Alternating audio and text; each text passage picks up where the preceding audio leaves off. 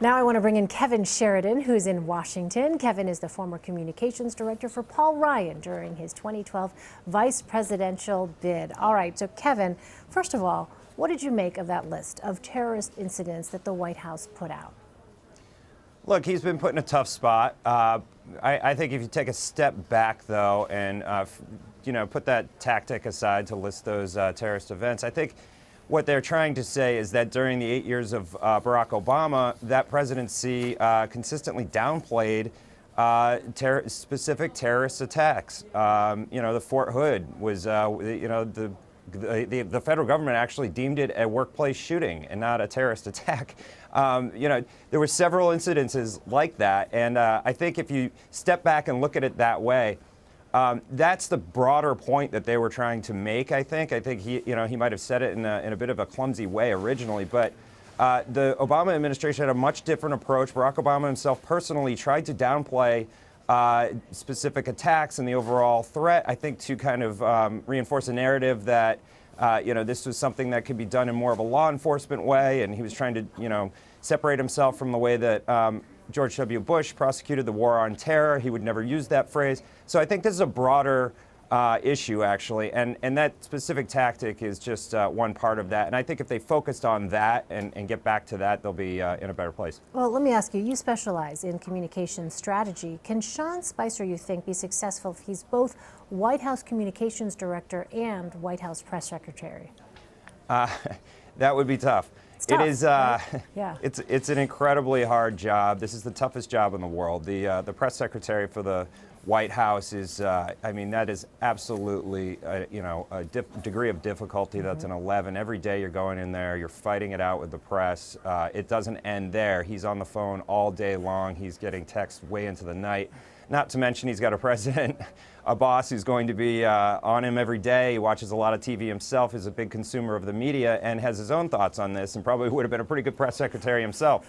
This is the toughest job in the world. Now, the communications director, like Anita Dunn was saying, is a job that should be more about the planning and should be more about identifying top talent around the administration and in communications roles and setting the direction for the White House and giving good counsel to the president.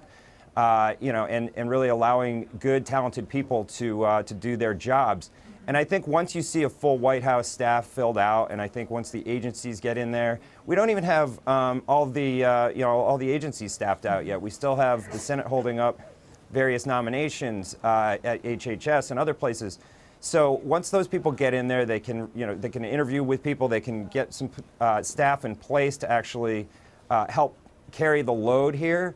I think you're going to see a much different tone. I think you'll see a lot better execution. But look, these guys are doing a heck of a job given the pressures that they're under. Yeah, as a former White House correspondent, when I was over at CNN, I can attest to the fact that the questions never stop. So that's certainly not an easy job being press secretary. All right, let me turn to this. The White House sent Vice President Mike Pence to be the tie-breaking vote for Betsy DeVos's nomination. Here's a new Washington Post headline. Mike Pence, a man of the House, becomes Trump's eyes and ears in the Senate. What does the vice president's role look like as a legislative liaison from the White House?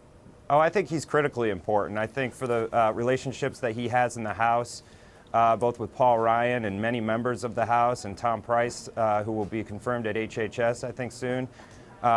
I think he's going to be critical, especially on repeal and replace of Obamacare, on tax reform, on a number of things. You saw him, weigh in on the critical vote and allow two, blue state Republicans to break off and not vote for Betsy DeVos. I think she will be a good education secretary, but they had to do what they had to do for political reasons, and him being there allows them to do that. But I think he's going to be absolutely critical. He already has. I think he's giving a lot of help and direction on what is realistic, what's possible with House Republicans especially.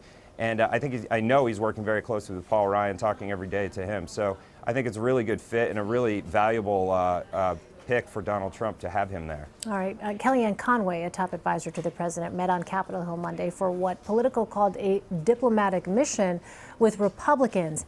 Given the tensions that we have already seen, Kevin, for instance, with the rollout of the president's immigration executive order, does the White House need to reset its relationship, you think, with Republican lawmakers?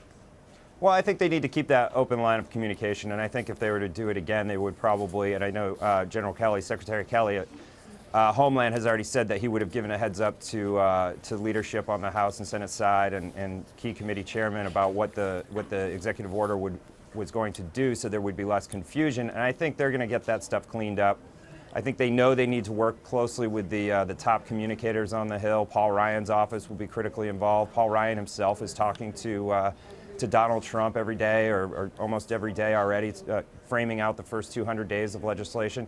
I think some of this is growing pains, some of this is natural. Every first few days of a White House is tough. They've only been in there for 2.5 weeks. Give them a chance. I think you'll see some real results and real progress starting soon. We'll continue to watch it. Kevin Sheridan in Washington. Kevin, thanks so much for your time. Appreciate it. Thank you.